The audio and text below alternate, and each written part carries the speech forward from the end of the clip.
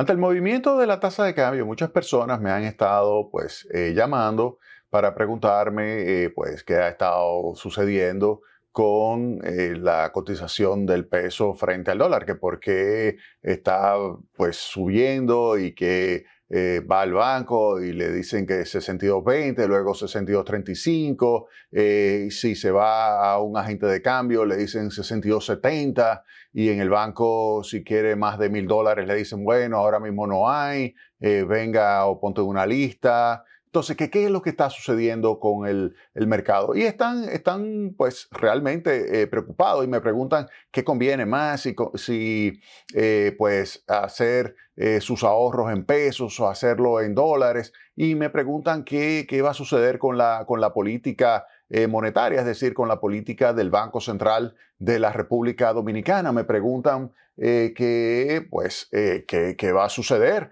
con la moneda y así saber si deben invertir en pesos o invertir en dólares. En ese sentido, yo les digo, miren, lo primero que hay que tomar en cuenta es que la evolución de la tasa de cambio está vinculado con el hecho del diferencial de las tasas de interés. Es decir, esa evolución que usted observa de la tasa de cambio, y ahí vemos el tipo de cambio de venta y también de compra, están pegaditos ahí, ¿verdad?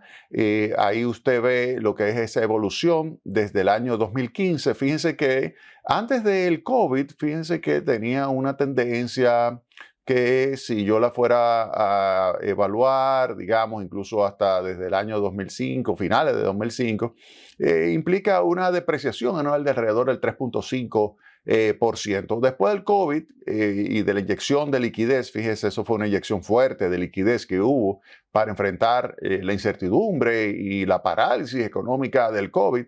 Esa inyección de liquidez que se puso en marcha en marzo del año 2020, fíjense cómo la tasa de cambio subió significativamente. Esto representó una depreciación de alrededor del 10% anual. Esa depreciación de la tasa de cambio, usted la ve aquí, ahí usted observa la depreciación acumulada en el año por mes. Ahí fíjense cómo termina el año 2020 en una depreciación cercana al 10%. Fíjense que hubo un fuerte incremento aquí en los meses de abril, mayo, junio. Luego se estabilizó. Ese incremento es lo que yo le presenté ahorita, que está vinculado con la inyección de liquidez. Esa inyección de liquidez que usted ve acá, generó esa fuerte devaluación. Luego hubo una apreciación, fíjense, eso ya es en el año 2021, fíjense esa apreciación de la moneda, es una apreciación importantísima, 2021, que se fue registrando. Y yo creo que esa apreciación fue una apreciación más fuerte de lo que debió ser. Si yo hubiese mantenido este ritmo, fíjense acá, imagínense que no existe esa línea roja, que es la inyección de liquidez. Y seguimos proyectando, aquí hubiésemos seguido proyectando, hubiésemos estado, digamos, en un nivel que pudiera estar cercano aquí, quizás 63, 64 pesos por uno. Eso hubiese sido la tendencia que hubiésemos que hubiésemos seguido desde el año 2020 aquí, digamos. Póngale 63 a 64, ahí hubiésemos estado nosotros. Pero como hubo esa apreciación tan fuerte de la moneda hasta llevarlo a este nivel, fíjense que está muy por debajo de 55 pesos por uno, ahí a partir de esa apreciación que hubo fuerte del peso, luego vino cierto ajuste hacia arriba, pero donde hubo realmente un movimiento ascendente fue después de mayo del año 2023, que el Banco Central vuelve e inyecta una cantidad similar a la que inyectó aquí de liquidez. Aquí inyectó algo más de 200.000 millones de pesos y aquí alrededor de 200.000 millones de pesos. Esa inyección de liquidez, fíjense, otra vez vuelve y acelera la tasa de cambio y hace que se vaya buscando lo que sería ese nivel de equilibrio que hubiese tenido si se hubiese mantenido el ritmo de crecimiento de la tasa de cambio de largo plazo, es decir, esta que venía por aquí. Si yo hubiese seguido con esa tendencia, hubiese estado por este nivel. Es decir, que lo que estamos observando es que la tasa de cambio está buscando lo que es el equilibrio. Ahora, ese equilibrio que está buscando la tasa de cambio, ese equilibrio que está buscando, pues está relacionado con el diferencial de las tasas de interés frente a pues, los Estados Unidos. Y eso es algo que hay que tomarlo muy en cuenta. Y en ese sentido, yo les recomiendo que entren a mi blog y ahí busquen esa entrada que lleva por título Recordando las lecciones cambiarias del FMI.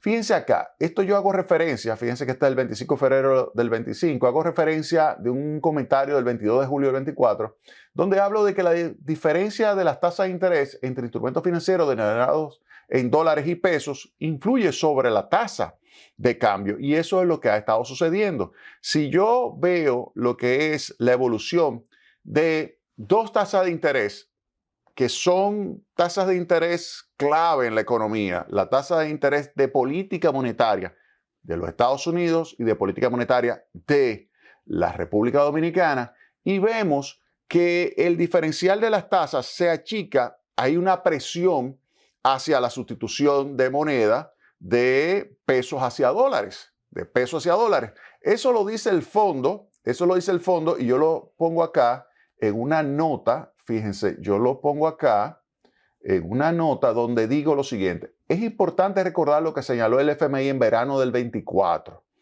Y la cito. La devaluación de la moneda local, por ejemplo, el peso dominicano, puede ocurrir incluso en países con perspectivas económicas sólidas.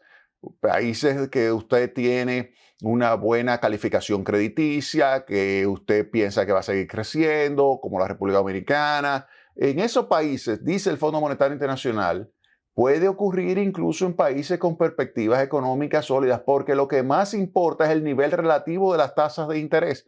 Y yo le voy a enseñar ahora la tasa de política monetaria de la República Dominicana y la tasa de interés de política monetaria de la Reserva Federal, para que ustedes se fijen aquí lo que ha estado sucediendo. Miren, lo normal, si yo tomo esta distancia, esta es la tasa de política monetaria del Banco Central de la República Dominicana y esta es la tasa de política monetaria de la Reserva Federal. Fíjense que aquí se puso prácticamente en cero. Si yo tomo, con esta excepción que fue durante la crisis del 2008-2009, con esa excepción, si yo tomo la distancia que hay, si yo tomo el promedio de esa distancia, me doy cuenta de que ese promedio es de 4.5 puntos porcentuales.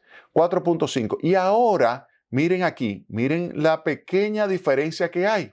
Esa diferencia, si yo la grafico, miren acá, miren esa diferencia. Fíjense que acá yo tengo el promedio 4.5, ¿lo ven? Miren el 4, esta línea verde es el 4.5. Hay momentos que he estado por encima, momentos que he estado por debajo, excepto esta parte aquí. Fíjense que lo normal era estar en ese entorno, por arriba, pero esto era el promedio.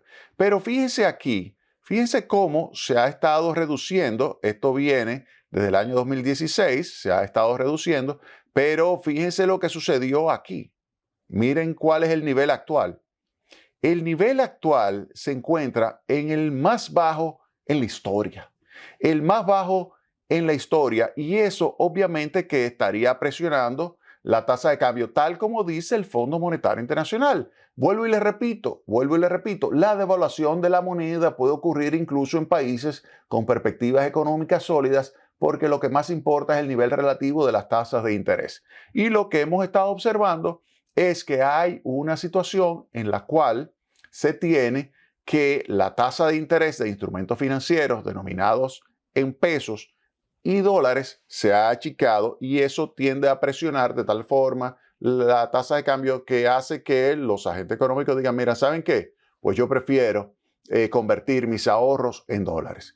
Y en esto, si uno ve, por ejemplo, lo que ha estado sucediendo recientemente, y ahí voy a caer en una recomendación para proteger su dinero, fíjense, miren aquí.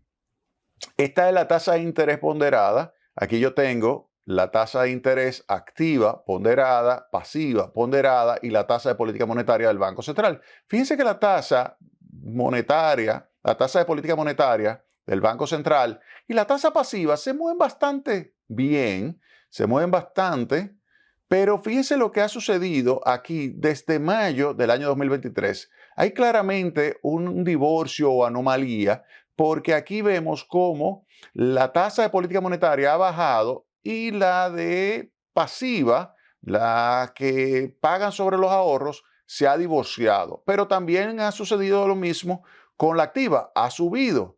Pero cuando vemos el análisis ya en los últimos meses, vemos, y ahí usted lo ve aquí, que la pasiva no ha tenido el comportamiento de la activa. Fíjense que la activa ha tenido un aumento, pero la pasiva no. La pasiva, incluso si yo lo comparo con el mes de noviembre, lo que observo es un descenso.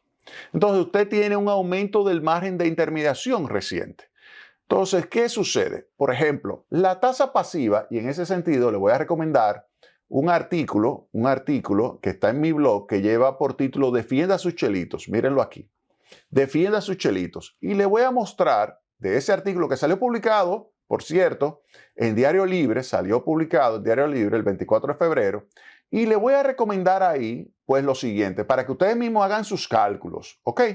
Miren, yo le voy a decir, la tasa de interés pasiva, ¿cuál es? La tasa de interés pasiva es la que le pagan a usted por sus ahorros y es la que le interesa para usted saber si va a ahorrar en pesos o va a ahorrar en dólares. Yo le digo aquí que usted tiene que tomar en cuenta que la tasa de interés pasiva, para usted calcular si conviene ahorrar en pesos o dólares, lo primero que usted tiene que decir es, bueno, la tasa de interés pasiva debe ser igual a la tasa de interés pasiva en dólares más la devaluación esperada del peso.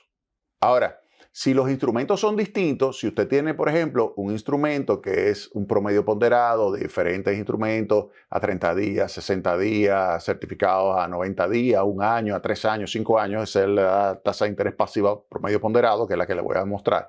Y luego tengo una tasa de interés de Estados Unidos, pero distinta, pues le tengo que añadir un diferencial por riesgo de crédito, porque el riesgo de crédito es distinto, y le tengo que añadir también un diferencial por concepto de riesgo de liquidez, porque la liquidez no es la misma. Entonces, ¿qué yo voy a hacer? Yo le voy a mostrar a ustedes,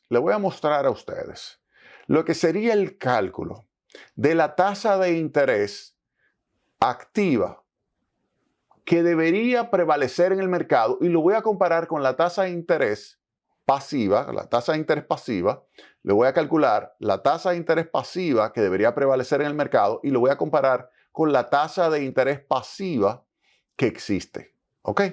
La que debería prevalecer y la que existe. Para que ustedes me digan si esa tasa es atractiva o no. Y le voy a comparar con lo que ha estado sucediendo con las emisiones tanto del gobierno a través del Ministerio de Hacienda como con las emisiones del Banco Central. Y ahí usted va a poder tomar sus decisiones. Pero eso lo voy a hacer en el próximo segmento de Tecnopol. Vámonos a la pausa y retornamos en breve. Con más Tecnopol.